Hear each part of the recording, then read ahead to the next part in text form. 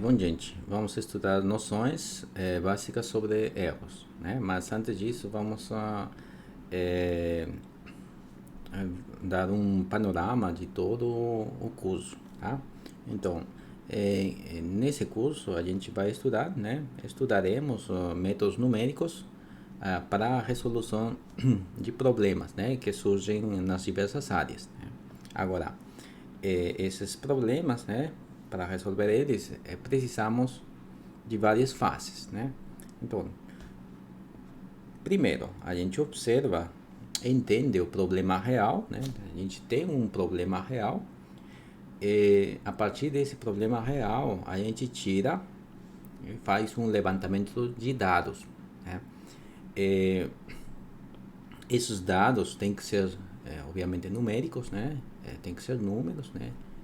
E utilizando o problema real e esses dados, a gente monta um modelo matemático. A gente constrói um modelo matemático. Uma vez que você tem esse modelo matemático, o que seria esse modelo matemático, né? Ele seria uma equação, né?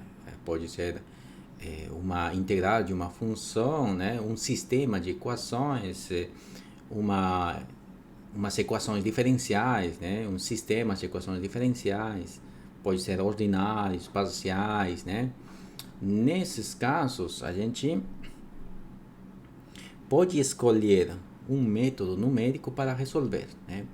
Na literatura existem para distintos modelos métodos numéricos já pré-estabelecidos, já estudados eh, para cada um desses problemas, né? Para cada um desses modelos, tá? Então, o que a gente faz depois uma vez que você tem um método, né, um método numérico, né, a partir do modelo matemático, você tem que implementar computacionalmente, né? Você constrói códigos, né? Você constrói códigos e esses códigos você executa eles, né? E você tem um resultado. Você tira, né, extrai um resultado desse problema. E você tem que analisar, tem que ver se esse método numérico está, né, coerente, se deu certo, né, ou o modelo está adequado, né. Tem que analisar dependendo do resultado. Às vezes, os resultados podem sair do padrão, né, do comum, tá? Então, às vezes vai ser necessário reformular o modelo matemático e escolher um novo método numérico, né? Ou seja, você volta, né? Volta nessa parte, a construção do modelo e depois você pode mudar o método. Então, em todo o curso, tá? Em todo o curso, toda a disciplina, a gente vai principalmente vai se focar nesses dois pontos, tá? Em entender os distintos métodos numéricos que existem, né, e que resolvem, né, que tipo de problemas matemáticos, modelos matemáticos elas resolvem e a implementação delas. Então, é, não vamos poder construir novos modelos, né? Isso vai ser você vai ter que resolver nos futuros disciplinas mais para frente, mas nessa parte a gente vai estudar apenas aqueles métodos numéricos que já existem na literatura, tá? Então, é, quando você aplica, né, constrói todo essa problematização, né, constrói esses métodos numéricos, né, às vezes quando você obtém o resultado, você pode ter erros, né, de distintos tipos, né? Então, Esses resultados vão depender, tá? Esses resultados vão depender, primeiro, da precisão dos dados de entrada, né? Às vezes, as ferramentas que você poderia estar pegando para o levantamento de dados pode ser uma ferramenta muito antiga, né? Desfasado, não é muito exato, né? Não tem aquelas decimais que você precisasse, né? Nesse momento. Então, você já tem erro nesse momento. Depois, da forma como estes dados são representados no computador, né? Como é que, né, você tem digamos, o peso de uma pessoa, né?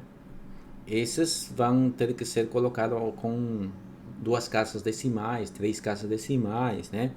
Então, como é que esse número é colocado no computador, né, na máquina? Como é que ele é armazenado, tá? E uma vez que ele faz as operações, como é que te responde, né? Como é que você recebe o valor, né? Ou seja, então nesse momento que você ingressa, né? Armazena o número, o dado no computador, pode cometer erros também, né? O terceiro, da operação numérica efetuada, né? Uma vez que os dados já estão no computador, como é que ele faz as contas, né? Talvez ele está fazendo as contas de forma errada, né? Ou você programou de forma errada, tal, né? Ou às vezes não está sendo considerado a quantidade de dígitos necessários o suficientes, né? Então, a gente vai se focar principalmente nessa parte aqui, nesses dois últimos, né? Porque a primeira vai depender das ferramentas, dos instrumentos de medida, né? Como que você está obtendo esses dados. Então, quanto mais sofisticado, mais caro sejam as ferramentas, vão ter mais precisão, né? Mas, então, vamos nos dedicar nessa parte aqui dos erros, tá? Então, primeiro, devemos entender o que é uma representação numérica, né? Representação numérica. Para isso, né, vamos considerar essa expressão S igual somatório, né, somatório de I igual a 1 até 30.000 xi, tá? 30.000 xi, tá? Isso está dizendo que você vai ter uma família de xi, um conjunto de xi, que vão ser 30.000, e você vai somar todos eles, os 30.000. Digamos que esse xi é igual a 0,5, né? Então, você tem que somar 30.000 vezes 0,5. Se você considerar uma calculadora, né? Então, você começa a somar 0,5 mais 0,5 mais 0,5 e assim até 30.000 vezes, né? O resultado vai ser 15.000. Se você fizer esse mesmo procedimento no computador, né? Também você faz essa soma, a soma vai dar 15.000, né? Nesse caso, os resultados já no calculador e no computador dão o mesmo. Agora, vamos supor também que xi é 0,11, tá? 0,11. No caso da calculadora, você vai colocar, né, 0,11 mais 0,11 mais 0,11, né, 30.000 vezes. O resultado vai dar 3.300, tá? 3.300. E no computador, né, o mesmo procedimento, tá? Quando você faz essa soma, vai dar esse valor aqui, 3.299,99691, né? É quase, né, quase o mesmo resultado que a calculadora, só que não é igual, né? Então, a primeira pergunta é como justificar a diferença entre os resultados obtidos, né? O que aconteceu aqui? Qual foi o erro, né? Será que na hora de ingressar eu cometi erro? Ou como é que está trabalhando a computadora, né?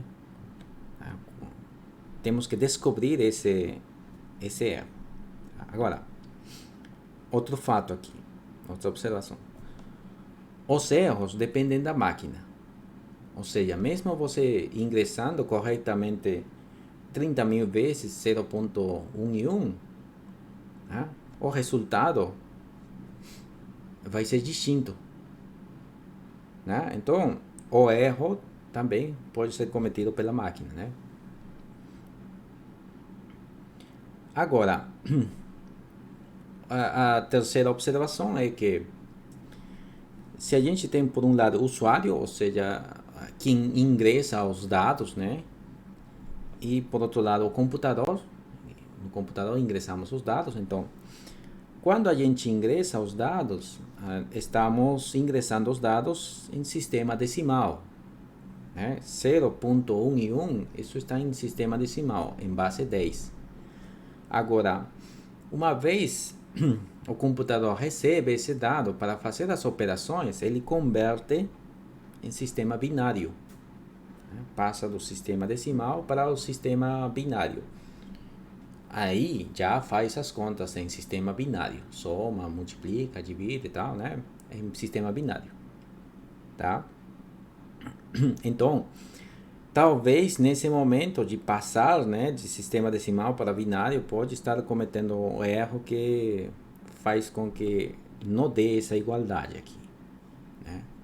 Vamos ver isso, né? Então, devemos entender como que a gente transforma, né, de sistema decimal a sistema binário. Como é que o computador está fazendo essa passagem, né, essa transformação. Então, vamos estudar um pouco, né, falar um pouco sobre conversão de números nos sistemas decimais e binários, né? Apenas esses dois são mais importantes, tá? Digamos que queremos converter 347 em base 10, converter em sistema binário. Tá? Então, o que fazemos? Você vai pegar 347 e você vai dividir entre 2. Entre 2 é 173 vezes 2 dá 346. Você subtrai, dá 1, né? O resto. Esse resto encerra numa bolinha, tá? Esse 173 novamente divide entre 2, tá? Ficaria 86 vezes 2, 172. O resto é 1, né? E encerra numa bolinha. Esse 86 divide novamente entre 2, dá 43 vezes 2, 86. O resto é 0. Né? O resto é 0. Tá. E assim continua, né? 43 entre 2, 21. O resto 1. 21 entre 2, 10. O resto 1. Né? 10 entre 2, 5. O resto 0. Né? Esse 5 entre 2, 2. O resto 1. Esse 2 divide entre 2, dá 1. 1 vezes 2, 2. O resto é 0. Né? Veja que nesse momento esse número 1 é menor a 2. Né? É menor a 2, a base binária. Então, para o algoritmo, né? Você para de dividir. Tá? Parando de dividir, você faz essas setas, né? Nessa ordem, começando desse 1, né? Começando desse 1, esse seta, e assim com todos os restos. Tá? Uma vez que você faz isso, aí responde, né? 347 em base 10 é igual a 347, né? A gente tira esse base 10 e simplesmente fala de 347. É o mesmo que esse 1 que está aqui, colocamos aqui. Esse 0 que está aqui, colocamos aqui. Esse 1 que está aí, colocamos aqui. E assim, né? Esse 0 colocamos aqui. E assim, você preenche até o último aqui. Tá? E isso, entre parênteses, em base 2. Tá? Então, essa é a forma de você transformar ou converter base decimal para base 2. Isso pode fazer para outra base também, né? Se for base 5, base 10, base 16, né? Ou base 8, você simplesmente pega, em vez de colocar 2 aí, você coloca 8, né? Ou 16, se você faz as divisões. E os restos você vai encerrando em bolinhas, né? Para que no final você copie simplesmente esses restos numa certa ordem, né? Nesse sentido, tá? Agora, isso no caso que você tenha números inteiros, né? Não tem decimais esse número. O que acontece se tivesse decimal, né? Se tivesse decimal, vamos fazer esse outro processo. Aqui. Digamos que temos 1.125 em base 10 e queremos converter em sistema binário. Tá? Queremos converter em sistema binário. Então, o que fazemos? No outro caso, a gente dividia. Nesse caso, a gente vai multiplicar. Tá? Pegamos esse número aqui e multiplicamos por 2. Tá? Multiplicamos por 2. Multiplicando por 2, vai dar 0.25, tá? Uma vez que você multiplicou por 2 aqui, 0.250, tá? Você vai pegar a parte inteira, que nesse caso é 0, você vai colocar aqui, mais a parte decimal, vai colocar aqui. Obviamente, acompanhado de 0 ponto, né? 0.250, tá? E você vai encerrar numa bolinha a parte inteira que você copiou aí. Nesse caso é 0, tá? Essa parte decimal você vai pegar e vai multiplicar por 2, tá? Multiplica por 2. Multiplicando por 2 dá esse resultado, 0.500. Você vai pegar a parte inteira, você vai copiar aqui, mais a parte decimal, que vai ficar aí, 0.500, tá? Agora, vai pegar essa parte decimal e vai multiplicar de novo por 2. Multiplica por 2 e dá 1.00. Pega a parte inteira, 1 mais a parte decimal ficaria 0.000, né? Então, se a gente pegar esse 0.000 e multiplicar de novo por 2, vai ficar 0, né? Por 2, 0. Então, não faz mais sentido continuar multiplicando. Então, paramos aí, tá? Paramos aí o algoritmo. E o que fazemos? Respondemos, né? Pegamos o número aqui, copiamos aqui, igual. Ele simplesmente, né, no nosso cotidiano, a gente coloca desse jeito, não colocamos a base decimal. Isso vai ser igual a esse número em base binário. Como que se coloca? Colocamos 0 ponto, né, 0 ponto, pegamos esse 0, colocamos aqui. Depois pegamos o seguinte 0 e colocamos aqui. Depois pegamos pegamos 1 e colocamos aqui. E assim, né? Nesse sentido que a gente vai copiando, né? As partes inteiras, tá? E para que fiquem aqui, certo? Então, dessa forma você converte, né? Uma parte fracionária, né? De base 10 para a base binário, certo? Agora, como que a gente converte no outro sentido, ou seja, se você tiver base binário em base decimal, em base 10. Como que se faz? Então, digamos que temos esse número aqui, tá? Em base 2, e queremos converter em sistema decimal. Aqui, em sistema decimal. Queremos converter. Então, copiamos esse número aqui, igual. Igual. Vamos lembrar um pouco dessa parte.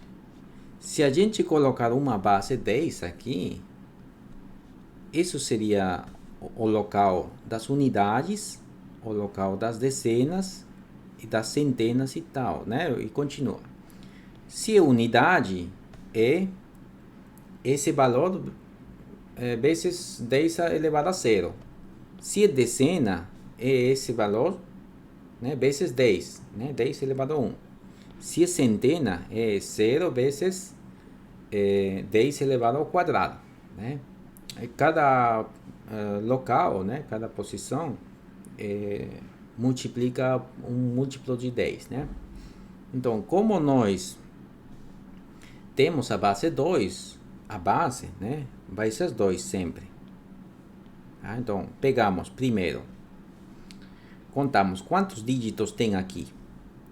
Tem 1, 2, 3, 4, 5, 6, 7, 8, 9, né? Tem 9 dígitos aqui. Se tem 9 dígitos, você reduz um a menos, 8, tá? E você vai começar 1, né? Copia 1 vezes 2 elevado a esse 8, né? 1 a menos que 9. E assim, o seguinte dígito, 0, 0 vezes 2 elevado a 7, 1 a menos. E assim, né? Você vai colocando todos os dígitos que estão aqui, diminuindo, né? Multiplicando por 2 a uma potência de 2, né? E os expoentes vão diminuindo, né? Até chegar a expoente 0, né? Que seria o último. O último é esse 1. É 1 vezes 2 elevado a 0. Agora, aqui já estamos no sistema decimal. Tá? Todos esses números, tá? Todos esses números já estão expressados no sistema decimal. Simplesmente simplificado. 2 elevado a 8, 256. Aqui, 2 elevado a 6, 64. Aqui, 2 elevado a 4, 16. Aqui, 2 elevado a 3, 8. Aqui, 2 elevado a 1, 2. E aqui, 2 elevado a 0 é 1, né? E aí, você faz a soma, 347. Ou seja, 347 em base 10, né? Quando você estuda e expressa em distintas bases, é melhor colocar a base também, né? Senão você pode confundir, tá? Agora, como que você faz a parte decimal, né? Em base 2, converter em base decimal, né? Digamos aqui, temos esse número, né? E queremos converter em sistema decimal, né? O que fazemos, né? Copiamos o número, tá? Copiamos. E vamos pegar os dígitos decimais e vamos colocar aqui, tá? Vamos colocar aqui. E vamos multiplicar por 2, mas com expoentes negativos. Esses expoentes negativos, eles vão seguir essa ordem aqui. Veja só, aqui é a primeira ordem. Então, você eleva a menos 1. Esse 0 é a segunda ordem. Então, eleva a menos 2. Esse é a terceira ordem. Então, eleva a menos 3. Né? Você coloca um sinal negativo aqui no expoente. Tá? De novo, aqui você já está em base decimal. Aí você pode fazer as operações, né? esses dois primeiros dão 0, né? São 0. Somente o terceiro dá um oitavo, né? 1 sobre 8. O terceiro, tá? Seria 1 sobre 2 elevado a 3. Isso é 1 sobre 8, tá? É simplesmente dividir, né? 1 sobre 8, isso é 0,125. Isso em base, né? Com base, né? Colocando a base seria 0,125 em base 10, né? Tá? Enfatizando mais, tá?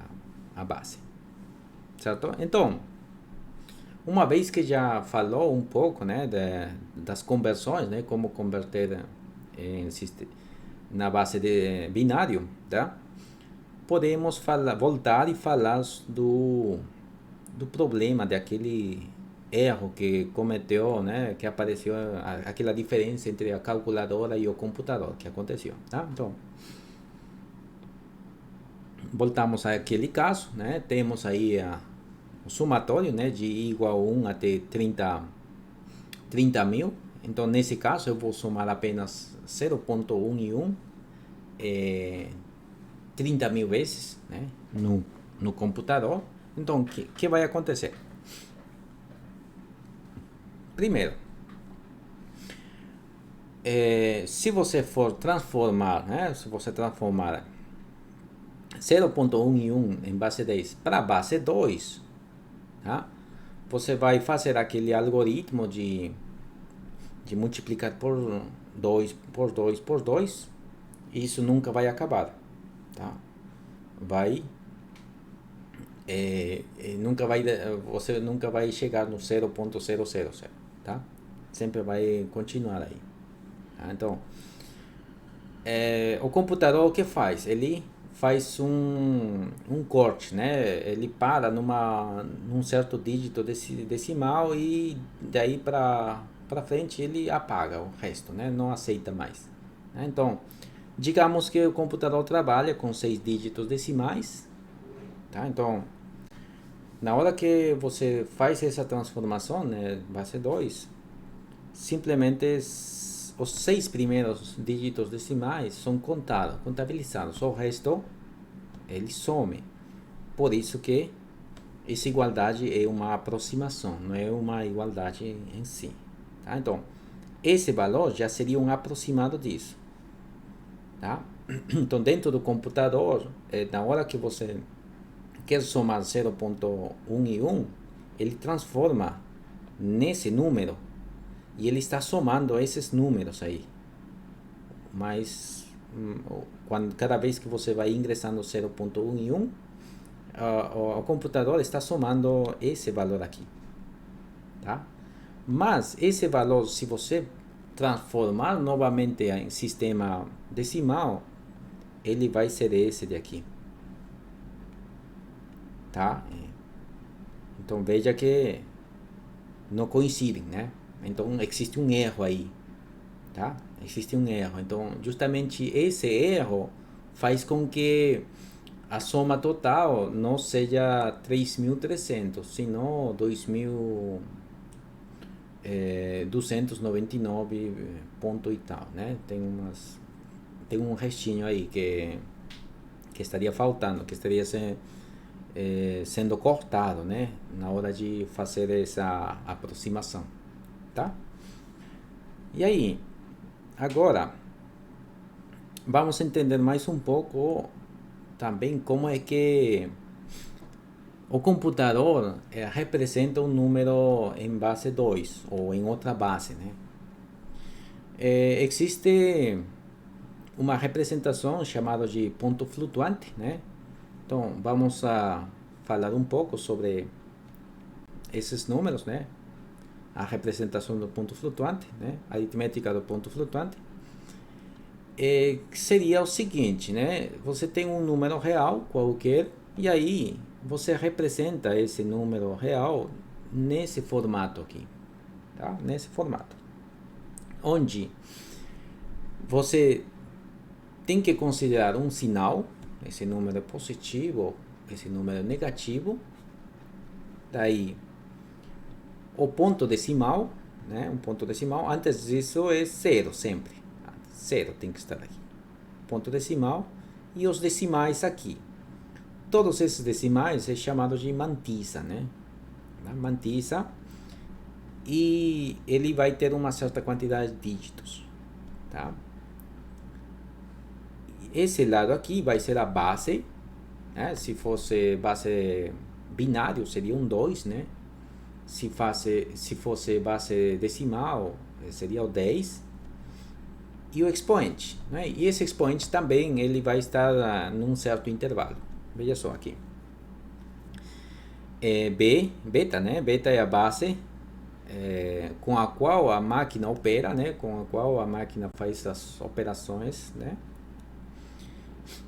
Então, se você ingressar na máquina com base 10 e se a máquina fizesse as operações em outra base, ele vai transformar essa base 10 na base que ele trabalha e com isso vai fazer as operações, né? O T é o número de dígitos da mantissa, né?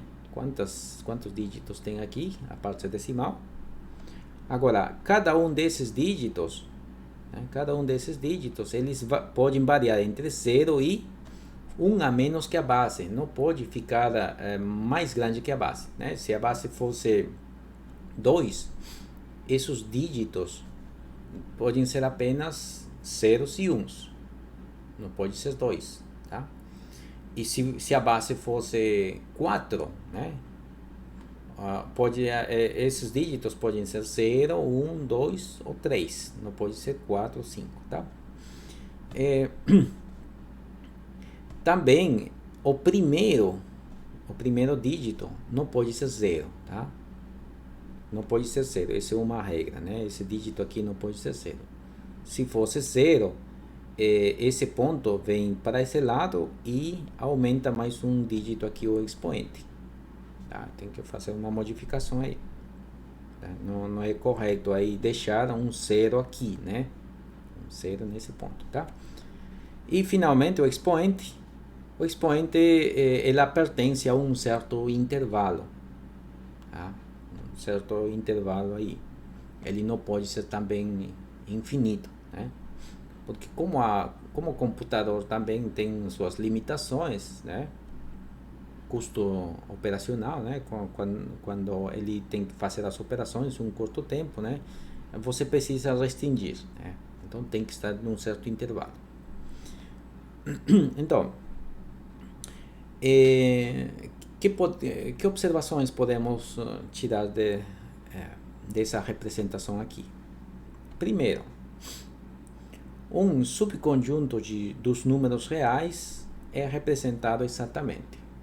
O que quer dizer com isso? Ou seja, vai existir números reais que não vamos poder representar exatamente nesse formato. Por exemplo, o número π. O número π, a gente sabe que ele tem infinitos dígitos decimais. Então, a gente, por mais grande que você considere esse t, tá? Não vamos poder colocar os infinitos dígitos. Então, somente uma parte dos números reais vão poder ser representados, né? Nesse formato, no computador, exatamente, né? Mas um aproximado, sim, todos, né? Que mais? A representação será realizada através de truncamentos ou arredondamentos, né? Isso de truncamento e arredondamento eu vou explicar com um exemplo mais para frente, tá? Então, passamos para um exemplo, né? Digamos que temos uma máquina, essa máquina vai fazer as operações em base 10, né? Base 10. Número de mantissa é 3, simplesmente aceita 3 dígitos decimais, né? De mantissa. E o expoente varia entre menos 5 e 5, né? Pode pegar menos 5, menos 4, menos 3, menos 2, 1, menos 1, né? 0, 1, 2 e assim, né? Até 5. Tá? Então, a gente consegue representar dígitos dessa forma, né? Números dessa forma. Aqui estaria faltando mais e menos, né? Onde cada um desses dígitos pode variar entre 0 e 9. E o primeiro não pode ser 0, né? Pode ser 1 até 9, né? E está no intervalo de menos 5 a 5. Então, a primeira pergunta seria: qual número seria o menor possível, né, nessa representação? Tá? Obviamente o expoente teria que ser menos 5. Expoente menos 5. E o m seria esse de aqui, 0.100, né? Porque o primeiro não pode ser 0. Você lembra, né? Não pode ser 0. Então tem que ser 1, o menor de todos. Então, o menor número representado aí nessa máquina é esse de aí. Mas considerando o valor absoluto, né? Não estou colocando aqui sinal menos. Se fosse sinal menos, seria outro número. Tá? Que mais? Qual seria o maior número, né? Qual seria o maior número em valor absoluto? Obviamente o expoente teria que ser 5, o mais grande, né? E a mantissa seria 999, né? que são os mais altos, né? E não tem nenhuma restrição com que seja 9, né? No primeiro dígito ou no segundo e tal. Então, esse seria o maior. Tá? Então, depende muito, né, do intervalo do expoente, tá? A escolha do menor e maior número em valor absoluto. Tá? Agora, vamos definir, né, um conjunto G. Tá?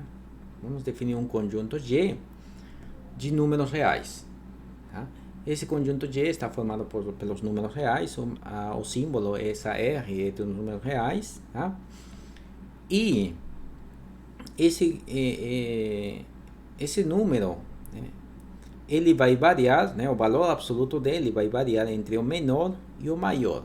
Ou seja, G vai representar o conjunto de todos os números que é possível representar com essa máquina, ou seja, que é possível ser considerado por essa máquina, tá? Geometricamente, né, um gráfico seria desse jeito, né? Você tem a reta real, tem o 0, tá? Tem o m pequeno e o m grande, né, que seria o menor e o maior número. Agora, como a gente está considerando o valor absoluto, né, temos que considerar os negativos também, menos m e menos m.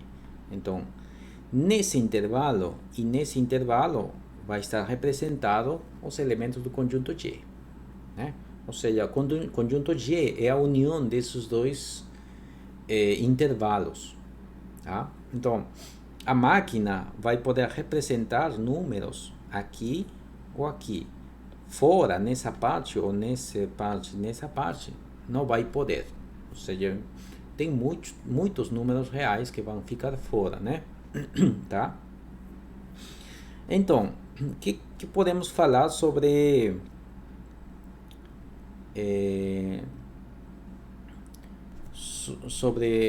o conjunto G? Digamos que pegamos um X, né, elemento do conjunto G. Tá? Digamos também que pegamos um número aí, 235,89, né? Esse número, nessa representação dessa máquina, seria mais ou menos assim, desse tipo. Tá? Por quê? Porque o expoente, né, tem que estar entre 0 e 3, menos 5 e 5, né? Então, 10 elevado a 3, né? A base tem que ser 10, né, para estar aqui. Tá? Então, esse número aqui é candidato para estar em G. Só que a quantidade de mantissa aqui é 5, mas tem que ser 3, né? A quantidade de mantissa. Então, temos que considerar apenas esses 3 primeiros. Mas tem duas formas de considerar esses três primeiros. Primeiro é por truncamento. Tá? Truncamento é, são três mantizas. 1, 2, 3. Aqui, corta e simplesmente copia, né? Então, o número x ficaria desse jeito. Simplesmente faz um corte, tá? Agora, por arredondamento. Por arredondamento dá um pouquinho mais de trabalho. Por quê? Porque você conta 1, 2, 3, o último, né? 5. E aí tem que olhar para o próximo. Se o próximo é 5 ou maior, aí adiciona mais um ao 5. Agora, se o próximo é menor que 5, né? Aí você deixa o 5 como está. Então, digamos aqui. Contamos 1, 2, 3, 5. O próximo é 8. É maior a 5. Né? Então, você adiciona o 5 mais 1. Aí ficaria 6. Tá?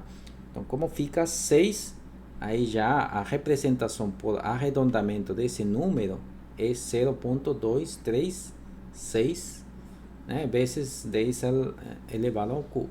Tá? Então, tá aí a diferença entre truncamento e arredondamento, né? Agora, qual é mais vantajoso, né? Geralmente, o truncamento é mais vantajoso pelo custo operacional, né? Computacional. Porque com truncamento, simplesmente conta, né? Os dígitos, quantidade de dígitos se corta, só que com arredondamento você tem que olhar o próximo dígito. E aí o computador tem que fazer mais operações, né? Essas operações em frações de segundos, né? Ela é feita, só que se ele fizer 30 mil operações a mais, o trabalho é mais pesado, né? Tem que fazer mais contas, né? Se acumula a quantidade de operações que tem que fazer, né? Tá? Que mais? O que acontece se esse intervalo é menor a m, né? Se o x, né, valor absoluto x é menor a m pequeno, ou seja, se o x está aqui, nesse intervalo aí, o que aconteceria? Digamos que temos um x nesse intervalo, esse número está nesse intervalo, tá? 0.875 vezes 10 elevado a menos 7. Esse número que está aqui, o expoente dele é menos 7. Tá? Expoente menos 7. Só que nosso expoente aceitável é desde menos 5 a 5. Esse menos 7 está fora desse intervalo. Então, vai produzir um erro. Ou seja, esse número não vai poder ser representado aí nessa máquina. Então, expoente é menor que menos 5. E esse tipo de erro é chamado de underflow, né? Underflow, tá? Quando o número, né, que você calcula cai nesse intervalo. O que acontece quando cai fora, né? Que seria o próximo ponto. Quando o valor absoluto de x é maior que m maiúsculo, né? Nesse caso, digamos que temos um x 0.345 vezes 10 elevado a 9. Né? 9 é maior que 5, está fora do intervalo, né, de E, né, do expoente. Então, também vai ocorrer um erro, você não vai poder representar esse número lá na máquina e vai ocorrer overflow, né, que é outro tipo de erro. Quando cai o erro, os números aqui ou aqui, né, lá fora. Que mais? Uma coisa importante também que tem que ser considerado é que o zero é um ponto flutuante, né? Quando a gente representa o zero, né? Que é justamente esse de aqui, também tem que ser representado. Ele é representado com o menor expoente possível na máquina, né? Ou seja, no nosso caso, aqui, teríamos que representar como 0.000 vezes 10 elevado a menos 5. Porque se você colocar um outro expoente, pode, nas operações mais para frente, vamos poder ver que pode ocorrer alguns dígitos, quando você somar por zero, eles somem, eles vão desaparecer, né? Mas isso vou exemplificar mais para frente, tá?